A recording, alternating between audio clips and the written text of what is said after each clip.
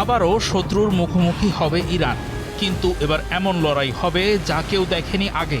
যুক্তরাষ্ট্র এবং ইসরায়েলি বাহিনীর বিরুদ্ধে যুদ্ধে ইরান এমন এক নতুন অস্ত্র ব্যবহারের হুমকি দিয়েছে যা শত্রুপক্ষকে আতঙ্কের চরম সীমায় নিয়ে যাবে।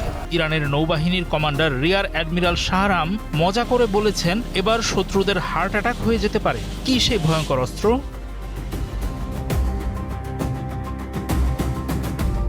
ইরানের নৌবাহিনীর কমান্ডার ইরানি রাষ্ট্রীয় সংবাদ মাধ্যম প্রেস টিভিকে জানিয়েছেন, ইরান খুব শীঘ্রই এমন একটি অস্ত্র নিয়ে শত্রু বাহিনীর মুখোমুখি হবে যা তারা চরম ভয় পায়। অস্ত্রটির গুরুত্ব বোঝাতে তিনি বলেন, শত্রুদের ঠিক পাশেই তা আছে। তিনি আশা করছেন শত্রুদের হার্ট অ্যাটাক যেন না হয়। শাহরাম এমন সময় এই হুঁশিয়ারি দিলেন যখন মার্কিন প্রেসিডেন্ট ডোনাল্ড ট্রাম্প হরমুজ প্রণালী খুলে দেওয়ার বিনিময়ে অবরোধ প্রত্যাহারে ইরানি প্রস্তাব প্রত্যাখ্যান করে বসেছেন। ইরানের ওই প্রস্তাবে তাদের পারমাণবিক কর্মসূচি নিয়ে আলোচনা স্থগিত রাখার কথা বলা হয়েছিল, কিন্তু ট্রাম্প হরমুজ প্রণালীর কাছে নৌ অবরোধ চালিয়ে যাওয়ার সিদ্ধান্ত নিয়েছেন। অর্থনৈতিক চাপ এবং হরমুজ প্রণালীতে তেল বাণিজ্য বন্ধ করে তেহরানকে আলোচনার টেবিলে বাধ্য করার যে কৌশল ট্রাম্প প্রশাসন নিয়েছে সেটিকেও উপহাস করেছেন শাহরাম।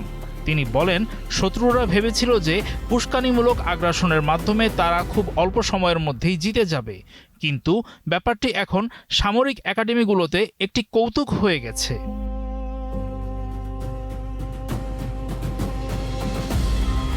এখন ইরান জানিয়েছে, মার্কিন বাহিনী আবার যদি কোনো ধরনের সামরিক অভিযান চালানোর চেষ্টা চালায় তাহলে যুক্তরাষ্ট্রের সব কয়টি রণতরী জ্বালিয়ে দেওয়া হবে।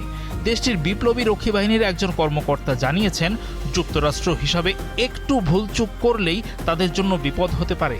সমুদ্রে দেশটির যত জাহাজ এবং রণতরী আছে সেগুলো আর বাঁচাতে পারবে না তারা।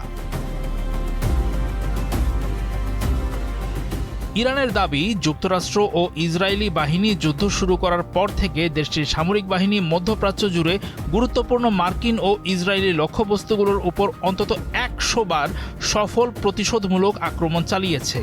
ইরানি নৌসেনাপতি আরও জানিয়েছেন, তার দেশের সেনারা মার্কিন বিমানবাহী রণতরী আব্রাহাম লিঙ্কনকে লক্ষ্য করে অন্তত ৭টি ক্ষেপণাস্ত্র অভিযান চালিয়েছে। এর ফলে বেশ কিছুদিনের জন্য রণতরীটি থেকে আকাশপথে অভিযান চালানো যুক্তরাষ্ট্রের পক্ষে অসম্ভব হয়ে পড়ে।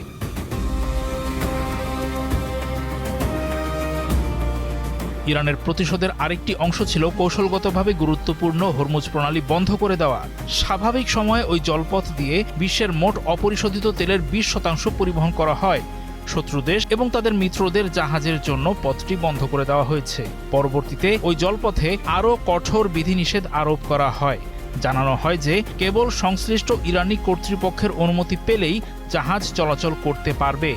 মূলত মার্কিন বাহিনী ওই অঞ্চলে ইরানি জাহাজ ও বন্দরগুলো অবরোধ করার পর তেহরান এই পাল্টা ব্যবস্থা নেয়।